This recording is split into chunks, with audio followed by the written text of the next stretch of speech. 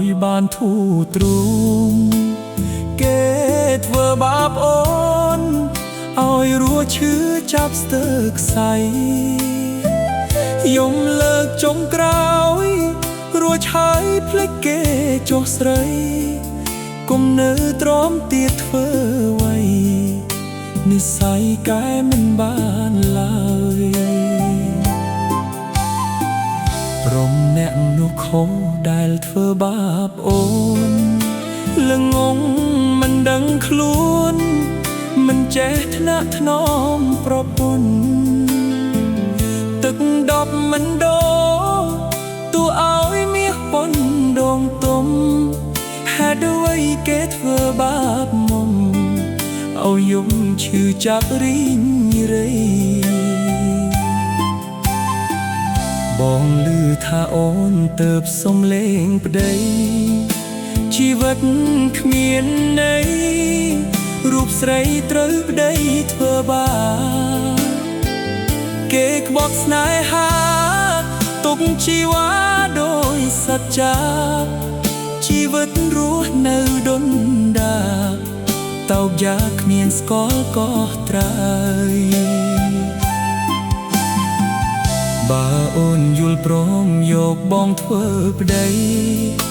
កុំព្រួយពីស្អីគ្រប់យ៉ាងបងអ្នករាប់រងមិនឲ្យលំបាកពេលដែលលូនរើយកបងកុំបារម្ភណានឹមនួនបងស្ម័គ្រខ្លួនមើលថែស្រី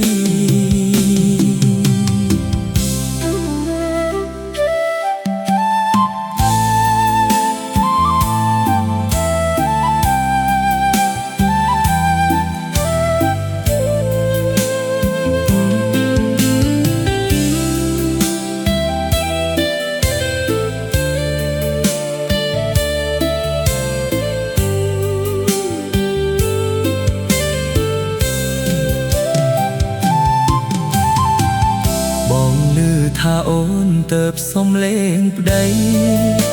ជីវិតគ្មានន័យរូបស្រីត្រូវប្តីធ្វើបាបគេក្បត់ស្នេហាទុកជីវ៉ាដោយសច្ចាជីវិតរស់នៅដុនដាតោកយ៉ាគ្មានស្គាល់ក៏ត្រើយបើអូនយល់ព្រមយកបងធ្វើប្តីកុំព្រួយពីស្ដីគ្រប់យ៉ាងបងអ្នករាប់រងមិនឲ្យលំបាកពេលដែលលូនរើយកបងកុំបារម្ភណានឹម